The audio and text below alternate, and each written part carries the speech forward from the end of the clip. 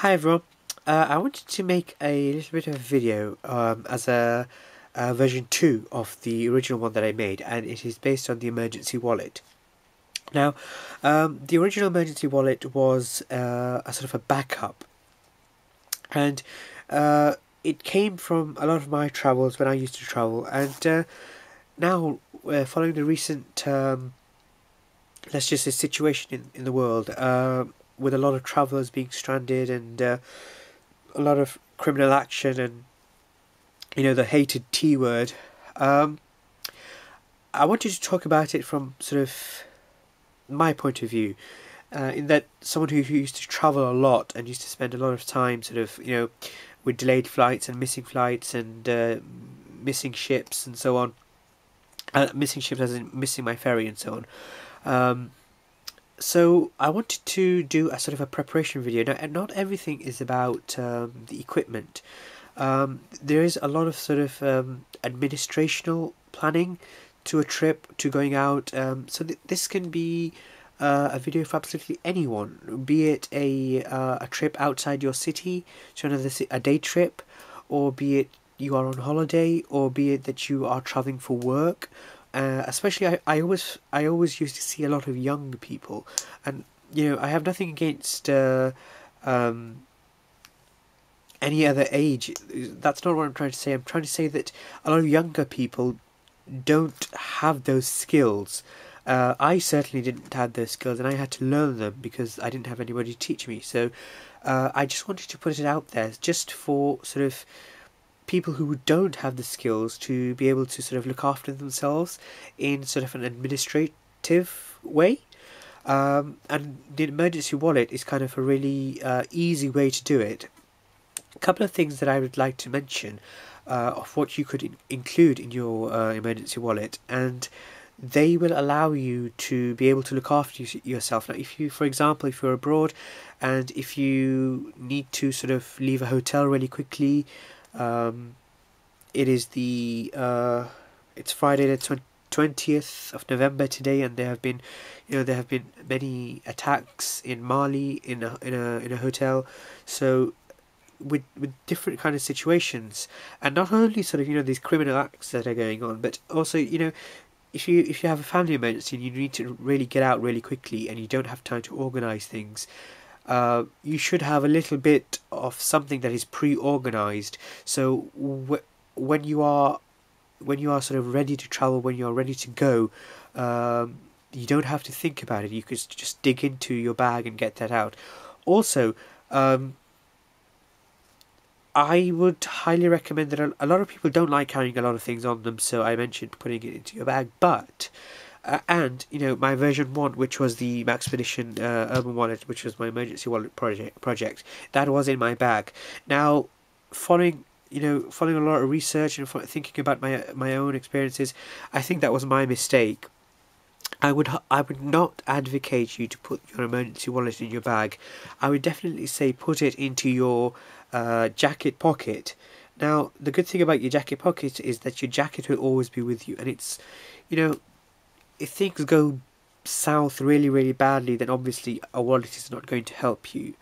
But having your jacket with you is pretty much something that everyone does, especially when you travel. You always have your jacket with you. So having your emergency wallet sort of concealed on the inside of your pocket, of an inside pocket of your jacket, will be really helpful. And this video is sort of a list of things that I would recommend. Now, obviously, you don't need to have all of them, and you don't need to follow this list, but these are just recommendations. So you can pick and choose. You could have some of them, you can have all of them, or you could have one of them, depending on your situation, depending on where you're going. Just like a lot of people going out into the wilderness carry a survival kit, this is more of a urban type of kit, but I've called it an emergency wallet. I wanted to sort of stay away from using gear terminology, because sometimes I feel, and after speaking to people who are my friends, who are not into sort of like being prepared in things, I feel that when they listen to terminology which is sort of gear related, and which is when a lot of people start mentioning military terms, or they start mentioning sort of quote unquote tactical terms, and a lot of adverts for even like Leatherman or something can be tactical, they want to stay away from that because they're not interested in that kind of image, or they're not, they don't like that kind of image. So I wanted to keep this for something that you could have in your on the inside of your suit jacket or your normal jacket, and whilst you're walking about town, or whilst you're taking your children out for grocery shopping, or if you're going abroad on holiday, just so you have this with you at all times, and it's something that's not going to raise any alarms with any security agency like the TSA or so on, and it allows you to, in a moment of sort of chaos, it allows you to go for organized chaos. So when you are in that sort of immediate shock and awe of when something happens, you can sort of go to this, and it's something that is already pre-programmed to help you. So I will just go through a few of the things and talk about them. So emergency wallet. First of all, please watch the video of the first emergency wallet. That will give you an idea of what I have in here, but I will go through it in this video as well. So first of all, I'm going to address cash. Now, I don't really believe in debit cards and credit cards and things, because ATM machines fail, ATM machines can run out of cash, ATM machines can charge you an extra amount of cash, especially if you're abroad, and also it leads to identity theft, and it creates quite a lot of problems. So you must have some tangible cash in hand with you. Now, what I would recommend, this is just a recommendation, is these quantities. So I would say, now the pound is, I would say £1,000. Now this, for everybody else, is a local currency. So it could be euros, it could be AED dirhams, which are in the United Arab Emirates, which is a very big transport hub at the Dubai airport. Or it could be, if you're traveling through Pakistan or India, it could be rupees, or if you're in Australia, Australian dollars, or Canada, or in Mexico, or whichever country you're going to, have the local currency. And then one fixed currency is the dollar. Now the dollar can be used in absolutely any country at all, in every country. So I would definitely recommend have two separate quantities of money. Now, I chose to have this. I've been sort of saving up for quite a bit of time, so I've come up to these amounts.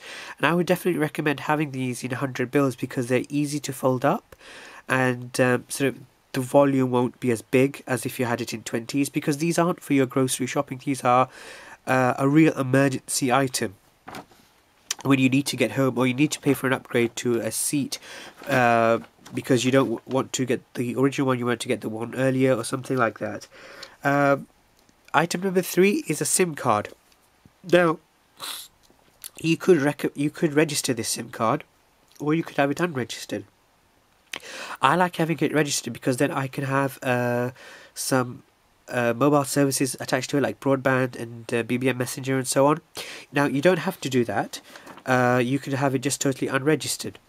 Again, it's your decision, but the good thing is that the SIM card can be programmed with emergency numbers. So if you lose your phone, if your phone runs out of battery, you can borrow someone else's phone, and you will have key numbers on the phone, and you can say to them, look, I already have phone credit, I just need to borrow the phone. Micro SD card, either 32GB or 64GB. 32GB is better because 32GB is usually the highest amount of capacity that is accepted in a phone like a BlackBerry or a Nokia or a Virtue phone. So I would recommend 32GB. I would, however, recommend a 64 one if you wanted to take pictures and so on, or voice recording. International telephone phone card. Now, these are very important. So when you're abroad, if you run out of money, or if you need to use the phone and you don't have the local currency in coins, and you don't know how much it's going to cost the call, having a prepaid phone card that you can call anywhere in the world to anywhere in the world is an absolute lifesaver. And I've had to use these a number of times when I was abroad, and I never travel without them. I still have them to this day in my normal wallet. Number 6, ID, photo ID, and proof of address. So for this one, I would recommend having either... Now, I have a driving license, and I don't drive, if that kind of makes sense, because I just got the driving license because it was like a thing to do, but I don't actually drive. So I put this into this slot. I put my driving license in here because it has my address and my photo on it. Now, for a lot of people, you people drive, so I would suggest making a very good copy of it and laminating it and putting it in here, and preferably with both sides. Number 7, passport photos. So if you're traveling, you always tend to need passport photos with a white background. You can buy the you can get the international standards, because the American ones are like 2" by 2", I think, for the US passport. But for everywhere else, the standard passport photo size is the accepted one, and preferably on a white background. Number 8, contacts card, phones and addresses. Having a page, like a Write in the Rain page, of your contacts and phone numbers and addresses is really helpful, because in the moment of shock you tend to forget things. I certainly can't remember phone numbers, even the really important ones. Number 9, stamps. First class stamps, parcel stamps, and number 10, envelopes. I'll do them together because when you're abroad or when you're in a different city and you need to send a letter or you need to send something back home, it's far easier just to have these things with you, and they don't weigh much, and it's a guaranteed item that it's not going to soil. So it can be in your wallet for like a year or 2 years and the stamp will still hold its value. It will be honoured. So, you know, I just have 2 normal envelopes folded up into your wallet, or have an envelope in your bag like a tie-back envelope. The parcel stamp is also very good. I think it costs, there's like £7 or £8 or $10 or $15, and you can actually just buy one of those stamps. So, and they come with a weight restriction, so like 2.5 kilograms or something, so you can send like a box parcel back, and you don't have to go to the post office then. You can use like sometimes they have booths, or they have like letterboxes, parcel drop-offs. Number 11, a space pen, model 400, the bullet type pens. They are fantastic to have in your wallet because they are able to write absolutely anywhere, and it's sort of it will always write, and you must have something that you can always write with, because writing is important. It helps you to sort of make a list, get your thoughts together, leave a message, write a letter, fill out a customs form, fill out a ticket application, a visa application, whatever. You must always have a pen with you. Post-it notes, they are fantastic just for leaving messages for someone, or giving your phone number to someone, making friends, or something like that, or a throwaway shopping list, or just something just to have a little piece of paper that you can throw away. Write in the Rain sheets. Obviously, you can't put a notebook, Write in the Rain notebook size into your wallet, so a couple of sheets of the 3x4 I would recommend. And then 2 A4 sheets, because this is an A4 size, so they can be folded up into very small, and you can open them up and use it as a letter. You could write a letter to someone, write a complaint, or write a letter home, or send a message home, or whatever you need to do. This video, I actually thought I could do it in a smaller time, but I am going to stop it here and do a part 2 to this video, just so that I have sort of enough time not to rush through it, and make it sort of articulate and share some views with you. So this has been part 1 of the emergency wallet version 2. Please kindly watch part 2 as well, which I'll do straight after this. Thank you very much. I'll see you soon. Bye.